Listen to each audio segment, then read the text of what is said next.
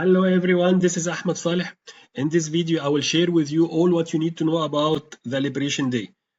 Specifically, I will talk about what happened, the bigger picture, why Trump is doing this, and the effect on the stock market. The key takeaway, three things. One, this is big. It is beyond tariff, and I will explain this in the video. Second, most probably we are going to see a bigger decline, unfortunately. Third, cash is king. This is the time to have your cash ready. All right, and now to the details. So what has happened? The reciprocal tariff was much more than what was expected. It came worse than the worst case scenario that was expected by Wall Street. Not only he included the tariff, the idea is fair. To charge countries tariff similar to what they charge US is fair. Nobody is arguing about that. But he came up with a new formula that has the tariff, and on top of this has two other factors. One is called currency manipulation factor, and one is called trade barriers factor. And no one knows how he came up with these factors. So he ended up going with a very high base and then offering 50% discount on his calculated tariff. The other thing that Wall Street didn't like, that it is effective immediately, which left no room for negotiation or even to get the logistics of this tariff implementation happening. And the result is that we had one of the worst weeks in Wall Street since the COVID, since March 2020, by an average of 8 to 10% in just 1 week. Today, Nasdaq is in bear market. The definition of bear market is 20% down from the top. We are 23% down, and S&P is on the verge of that, going down by 17%, and again 10% of that was only in the last week. We lost all the wind that made in the past 11 months. So I'm going to give you my reading on this situation, and again, I might be right, I might be wrong. This is just how I see the situation now. Let's agree first on some ground rules. Trump is not dumb. He knows exactly what he's doing. So don't tell me that he didn't expect that the market will go down by that much or severely. He knows exactly that the market is going down, and he is intentionally bringing the market down. I mentioned this several times in my previous videos. You can go and check the weekly market recap that I'm posting every week. Every time I mentioned that he's intentionally getting the market down. And now it's clear why he's doing this. I'll explain on this later. He said several times that there is gonna be some pain, but he says that this pain is short term and long term is gonna be okay. But what does he mean by short term? I will give you my opinion on this. Let's agree that he's a patriot. He wants the best for America. He came in with the agenda to make America great again. And he's working for the benefit of the American people. And let's not forget that he came with a sweetbread, meaning that he got the presidency and the House and the Senate. So he has the full power to do everything he wants. And I think that what he is trying to do is much bigger than tariff. It is not only about collecting money to settle the trade deficit or the budget deficit. It is much bigger than this. And I'll explain in the coming slides. So Trump was elected based on the slogan, "Let's make America great again." This is his final intention. And in order for him to do that, he wants to move the industry back to US. He cannot do that without disrupting the world trade system. So let me explain further. The previous strategy of USA is clearly not working. China and India and also other countries are taking US technology, improving it, and hitting back on US. For example, the DeepSeek issue that happened a few weeks back. So what happened in the DeepSeek crisis? DeepSeek took the technology from NVIDIA, took the ChatGPT, and came up with a model that is similar or maybe better than ChatGPT with lower cost. This is happening in every other thing. And think about Tesla, for example, and the electrical vehicle. Who's the biggest company now in the world? It is not Tesla, it is BYD. Build your dream in China. So BYD took the technology from Tesla, they copied it, they improved it, and now they're making much better cars than Tesla with cheaper prices. And Tesla is having a tough time. This is happening in everything. So the strategy of moving the factories out of USA so that they can have lower cost is turning back on US. And if you think about it now, most of the things that are needed by the American people are produced outside of US. Cars, shoes, microchips, everything is produced outside of US. So it became a national security issue. And this is what Trump is focusing on. He doesn't want to have his destiny controlled by other countries. He wants to have his destiny controlled by American people. So he wants to bring the industries back to USA. That's his final intention, and that's what he said several times, and that's why he was elected. So the problem that Trump has is that companies do not want to move back to US because of the higher labor cost in US compared to India, China, Mexico, and Canada. So what is the solution? Put a trade barrier that makes it equal or even a saving for the companies to produce in US. And that's what he is trying to do now. That's why he's putting much higher tariff versus the tariff imposed by the other country. That's why he is not going to negotiate about that, because his final objective is not to settle the deficit in the trade balance or in the budget. His final objective is to bring the factories back to US. When he imposed 25% tariff on vehicles, Ford and General Motors were hit. Why? Because they produce in Mexico. So most of the American companies are producing outside of US. He wants to bring this back to US, creating more jobs and at the same time protecting USA and protecting the national security of USA. Okay? It is not about tariff. It is beyond that. And that's why it is not a negotiation technique.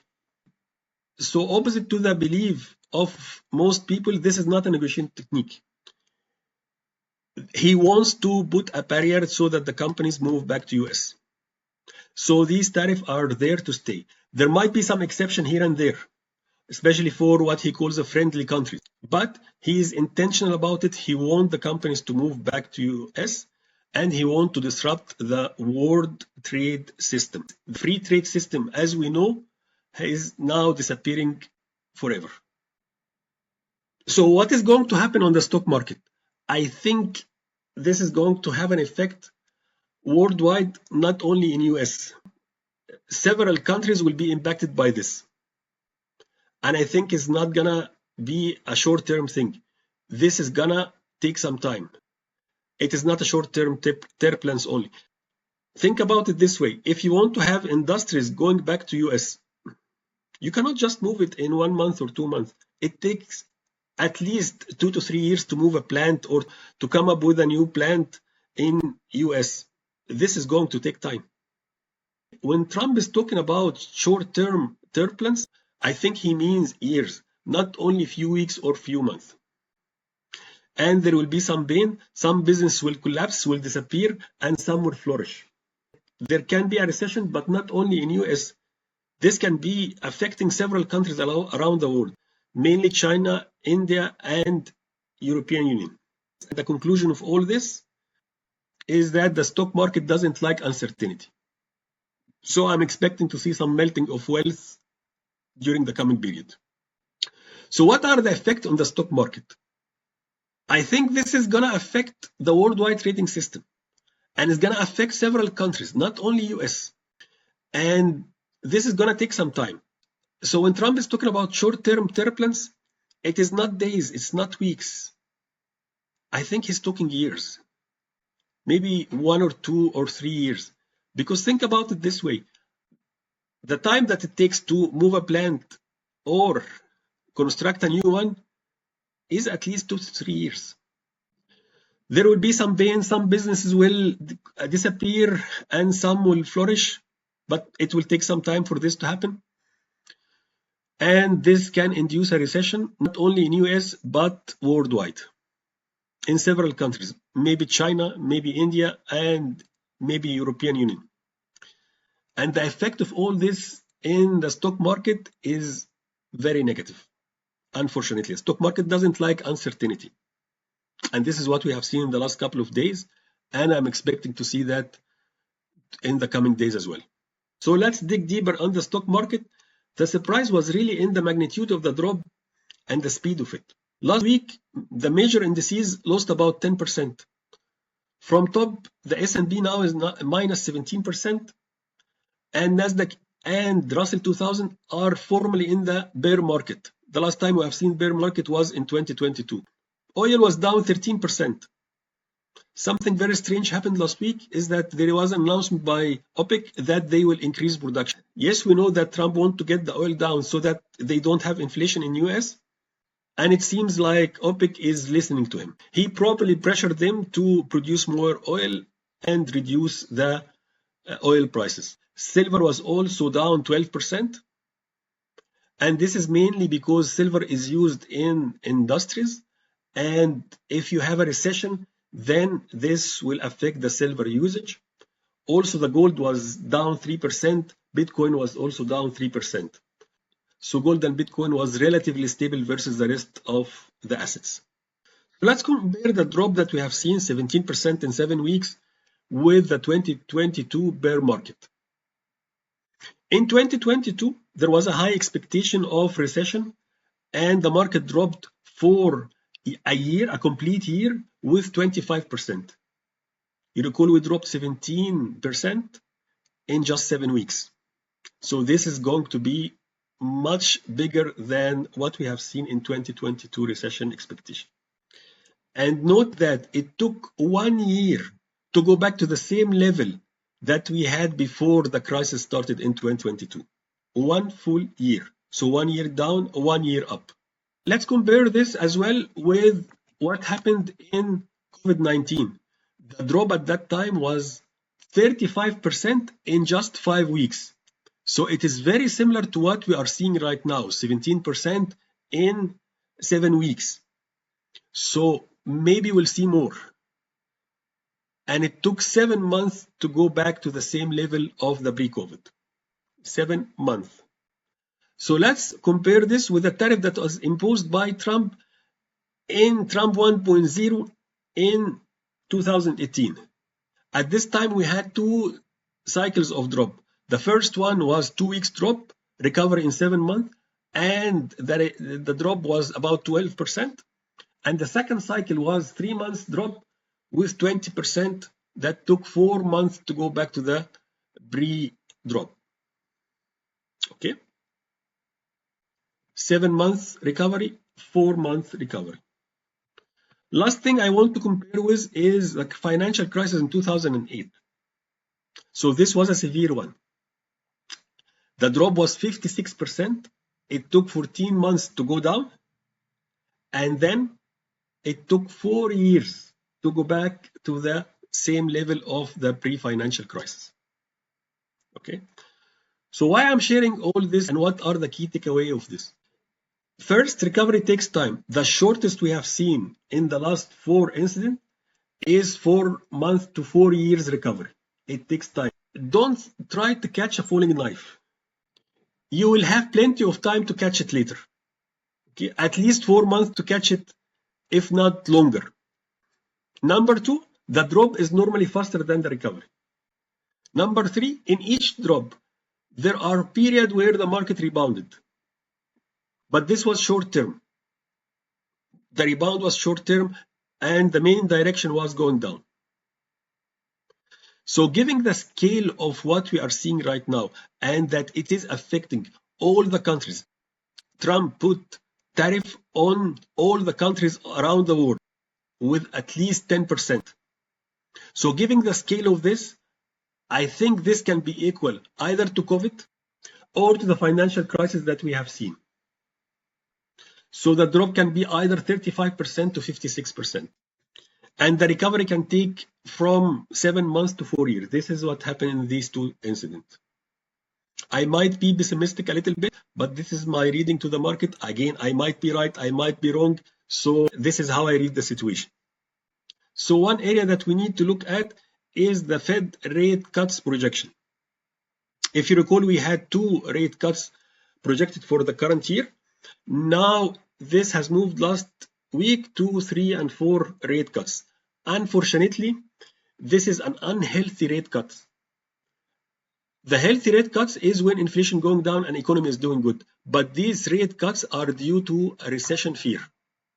So there is now a 60% expectation that there's going to be a recession this year. And that's why Fed is going to cut rate more. So this is an unhealthy rate cuts. So what are the expectations for the next period? We are waiting now for EU to retaliate.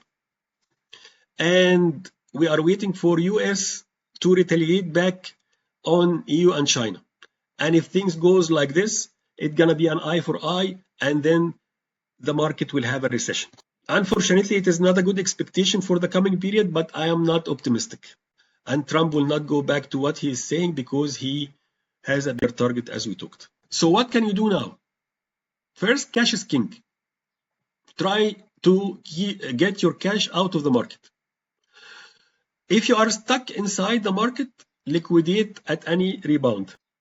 There are going to be some spikes that you are going to see. The main trend is down, but we might have some rebound back. So if this happened and we are lucky, then get out of the market. You might also consider shorting the market. What about gold and silver? Again, if there is a recession, everything will go down. Asset will go down. So you might think that gold will be the safe haven. Yes, but if there is a collapse worldwide, then gold will not help in this case. There will be a collapse of the gold value as well, because some people will liquidate to cover for their margin and to cover for their expenses. And this will affect the gold and it will go down. Again, I don't want you to panic, but the situation is not good and you need to be aware of it so that you can take the right measures and can protect your assets and your capital. I might be right, I might be wrong. This is not a financial advice nor a recommendation to make any trade. You need to do your homework and then take the decision that you want. Everything is at your own risk. Thank you very much. I hope this video was beneficial to you. I would like to hear your opinion. So if you agree with me or you don't agree with me, I would like to listen to your opinion. So please put your opinion in the comment section. And if you like the video, please press like, subscribe to the channel. And thank you very much. This was Ahmed Saleh.